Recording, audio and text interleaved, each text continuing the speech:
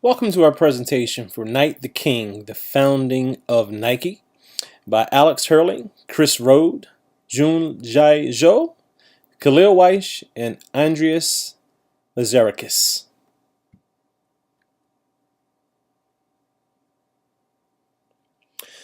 So we were asked the question, did Nike succeed in spite of or because of Night? Well, the answer to that question is Night really has done a lot to help boost Nike. Despite his efforts, not everything is due to Night.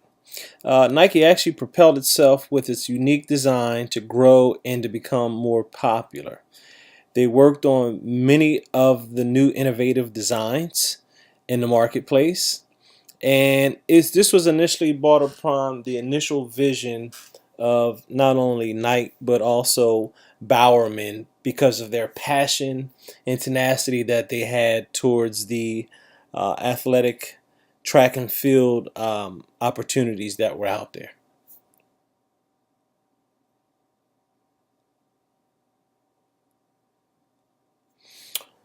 Knight viewed track and field as a constant and difficult challenge. Blue Ribbon Sports was founded. It was actually founded on a trip that he was taking, and he got the idea, and the rest was history. He borrowed some money from his father to be able to fund a prototype shoe to send back to stateside. Then they actually built the company in order to improve the problem that he saw.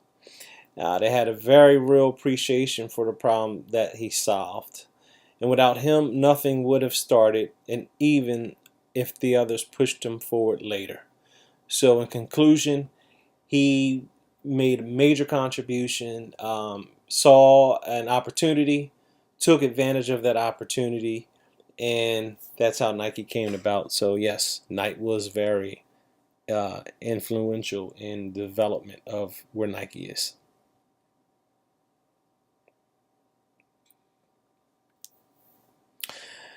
So, how could Nike have avoided the crisis posed by Reebok's growth? Well, the answer to that, he had to diversify the team. So, Nike's team had great management. When it came to new perspective and innovation, they were very close minded.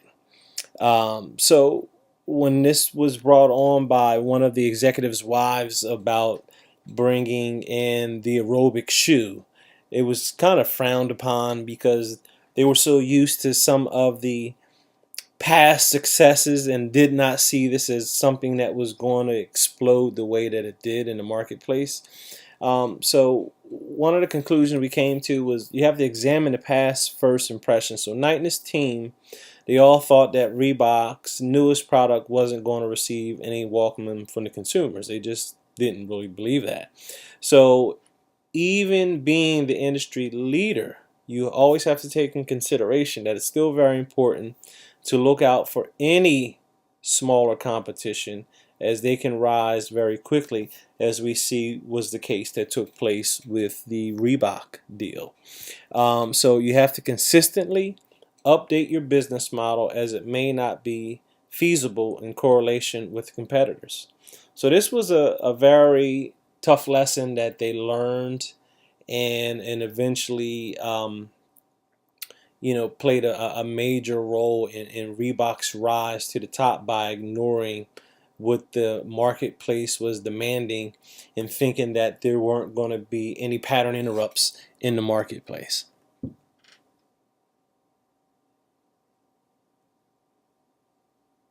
So Nike tried to go public in 1970, but it aborted. Was it a good idea to do the public offering in 1980? Well, when Knight had proposed to originally make the offer, almost a third of the company to the public, the market was not receptive to it. And that caused him to revoke that offer.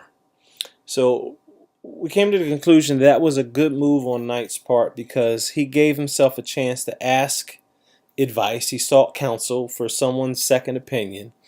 When he went to Del Hayes for that advice, that allowed him to try a private offering, which allowed BRS to raise the required funds in a year.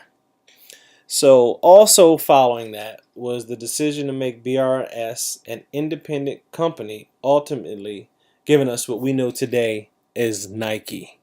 So that was the right thing to do in the 70s to, revoke that offer. And as more credibility came about with what the marketplace wanted, as well as what they could deliver, it was more appropriate to offer the public offering at the time that he did in the 80s.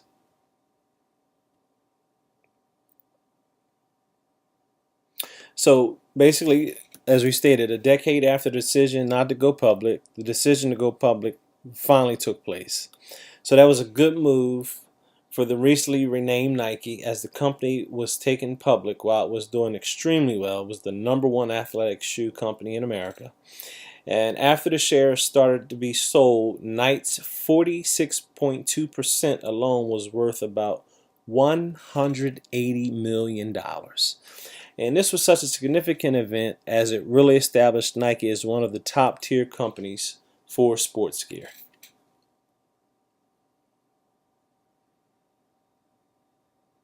So did Grenier's article give any insight into Knight's action as Nike was growing?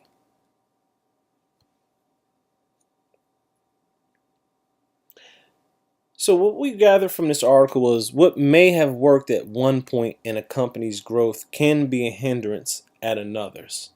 So from 1969/72, the creativity evolved to leadership. The top managers being left out of big meetings led to them feeling isolated, and instituting dress codes to combat informal business policy practices only left the top managers angry at those policies. So, also, failing structures of communication led to Reebok seizing opportunity that Nike could have capitalized on.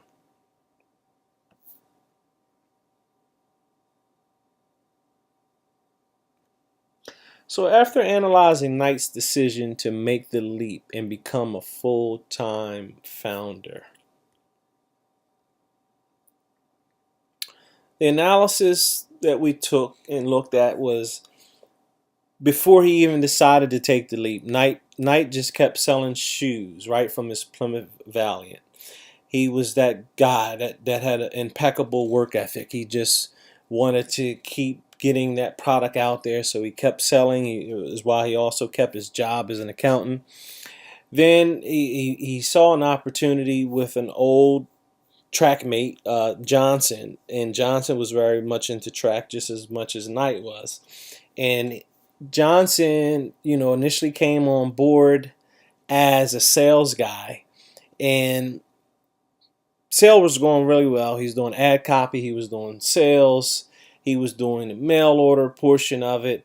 And Johnson came to Knight after speaking with his father and basically stated, "Hey, I'm the guy that's bringing in all this money to the company.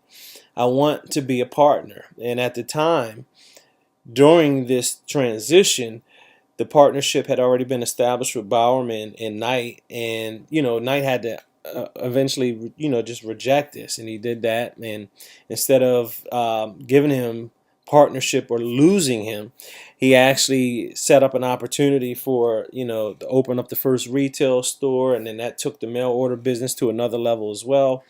And then he's seen some growth between 64 and 67. The sales begin to double annually. And then in 1967, he decided to take on a little more hands-on approach, and he left the accounting job. In 69, the sales exceeded over 400K.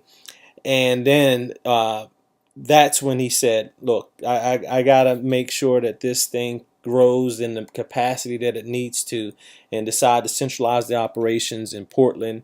And that's when he decided to wear the crown of CEO.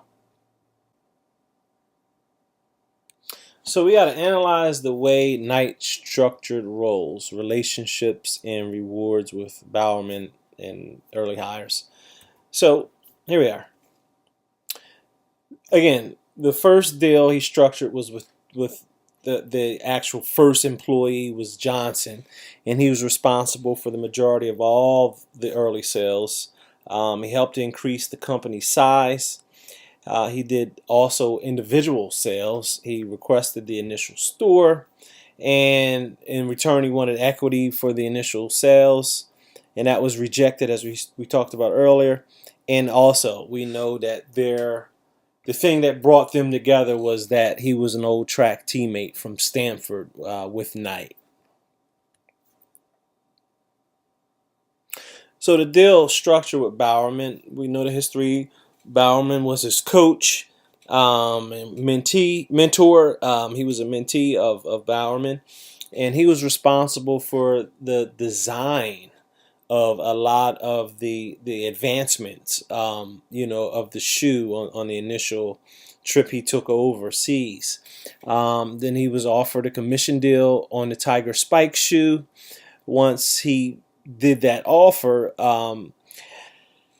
he then proposed to Knight, hey, look, get this contract, and in exchange for the contract, he was willing to share some design ideas because this guy's brain was just going all kind of crazy when he saw the potential here. So the initial deal was 49% ownership and distribution of shoes as the BRS, the Blue Ribbon Sports, and also he had full autonomy for design and prototype. Mainly, he was the go-to guy along with Johnson in the testing.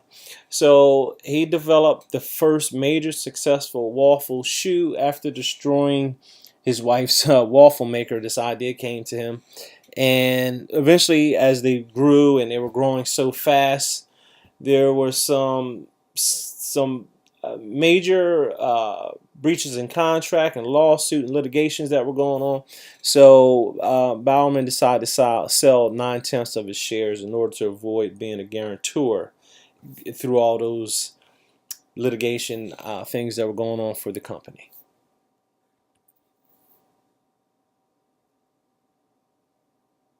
So we had to analyze the early strengths and later perils of Knight's partnership with Untitled. So we're going to talk here a little bit about the strengths and the weaknesses. We're going to talk about the weaknesses first. Well, obviously, we saw that there were litigation and lawyer fees. Nobody likes litigation. Obviously, nobody likes lawyer fees because this detracts away from, the bottom line on your business. So there was a loss of part of the market initially. They grew a little too fast to keep up with demand. And also, there were a couple points where they ran out of credit. Some of the other weaknesses were the initial company that they partnered with, Anukisa. They own rights to design and most of the stuff in the 60s when they first partnered. Eventually, after having some established accounts here, they began starting to be late on fulfillment. And the other downside was once they thought things were plateauing, they went and looked for other distributors, besides Knight behind their back without even really disclosing that's what they were doing. The strength was initially when Knight seen this opportunity, he said, hey, these guys are really rocking. They're producing about $8 million in U.S. sales, as a manufacturer. Also, they wanted to be the first of the market on the USA to bring this kind of competition to Adidas because Adidas was #1 at the time. The manufacturer needs were already in place because these guys were already doing it. They weren't new to producing the shoes. They were already knowledgeable with that. And Unutsuku so also already had proof of concept.